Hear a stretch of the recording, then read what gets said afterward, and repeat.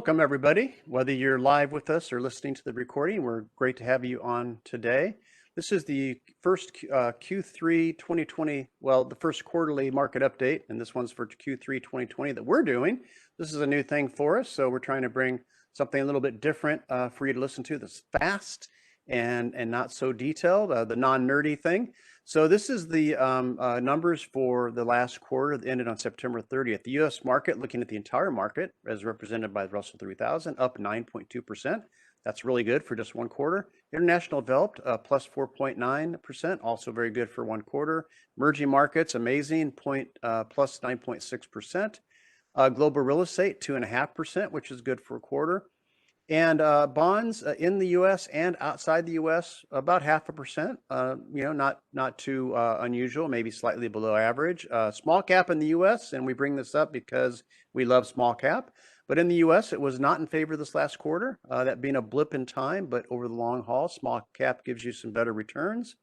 And outside of the U.S., small cap was in favor, up 10%, and our clients have access to that. The weak U.S. currency added about 1 to 3% to the international results if you were not trying to hedge versus currency. And the O'Reilly Wealth Advisors models, which range from 40% stock to 100% stock, had a 3.5 to a 7.1% return, which makes sense because if you look at those top four lines there, they range from a 2.5 to a 9.6% return. If you had a blended mix of those four, 7.1% kind of makes sense. And then if you took away 60% of that stock and replaced it with bonds, you could see why a 40% stock portfolio would be at about 3.5%. And of course, the reason we do that is because there's less volatility in the numbers for people that need to have that as part of their overall planning.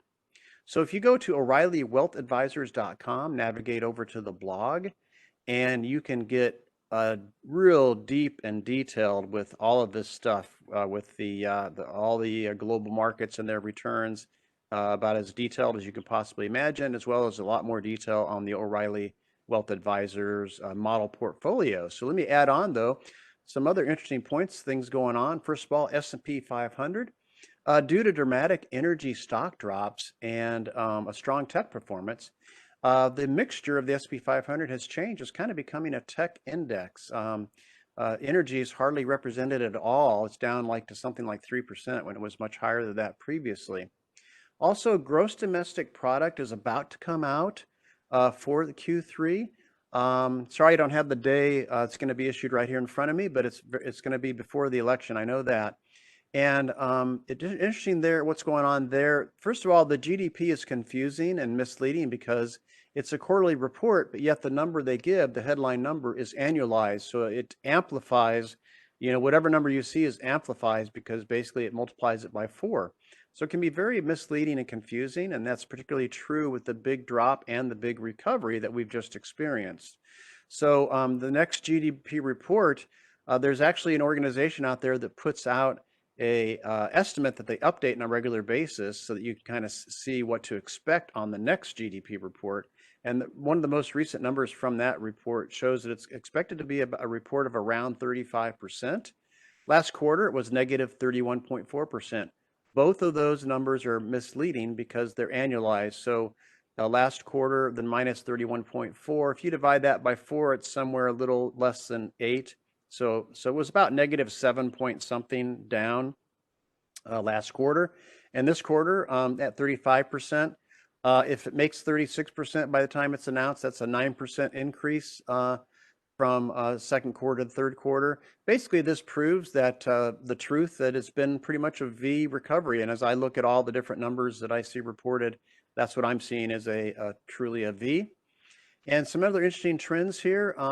There's a flight to more open space with regards to housing. And so single family homes are in strong demand and there's shortages. So people want to move out of downtown, go to suburbs, move out of suburbs, go to rural. And so there's actually a shortage in homes right now. The 1 month the inventory of homes is like the lowest it's ever been and since a long, long time. And then if you look at the issue with traveling, people don't want to travel in planes, trains, and buses because of the tight quarters, people want to be in cars more. So now cars, both used and new, are in heavy demand, and there's shortages with cars too. And according to at least one economist that we follow, they've never seen shortages in both homes and automobiles at the same time. So that's kind of interesting thing going on right now. We are recording this, and we will post this 5-minute recording on YouTube here as soon as we can. So enjoy that. And whether you were on live or on the recording, listening to this as a recorded video, we're glad to have had you here, and have a fantastic day. Please look for us on January 14th, 2021. That'll be the next one. It's also Thursday, 12:30 p.m., and we'll be announcing that on the various media and in emails. So God bless everybody. Have wonderful holidays this season, and hope to talk to you soon. Bye-bye.